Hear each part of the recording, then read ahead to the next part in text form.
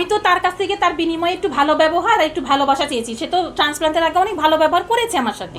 তা আমি ভেবেছি কি তার চাইতে আরেকটু মনে হয় ভালোবাসা পাবো। মেয়ে মানুষরা কিন্তু একটু ভালোবাসাই চায়, সোনা গয়না হীরা জহরত চায় না। থাকলে আমার গয়না আমি সব কিছু ওর পিছনে বিসর্জন দিতাম না। তাহলে আমি যে এর উপরে আরও ইনকাম করি 20,000 বা 30,000 কোনো মাসে, হ্যাঁ ঈদের সময় আরও বেশি 50-60,000 70,000ও আমি ইনকাম করি, তাহলে সেটা তো লস হবে। তুমি বোঝো না যে রুম ভাড়া চাইতে বিজনেসের টাকাটা বেশি অ্যামাউন্ট হয়। এইভাবে বুঝিয়ে আমি রাখতাম না। তারপরও তাকে রুম ভাড়া আলাদাভাবে দিতে হবে।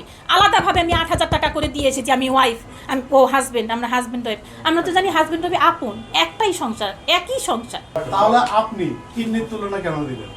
কিসের সাথে?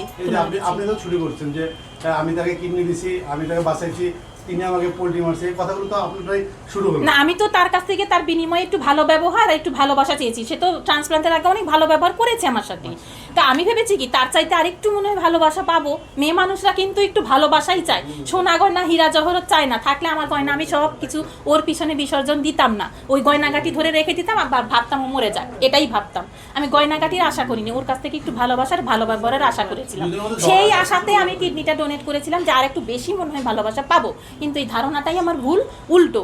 ও পুরো উল্টো হয়ে গেল, ও আমার সাথে খারাপ ব্যবহার শুরু করলো। এই টোটালি হচ্ছে তিক্ততা শুরু হলো কবে থেকে?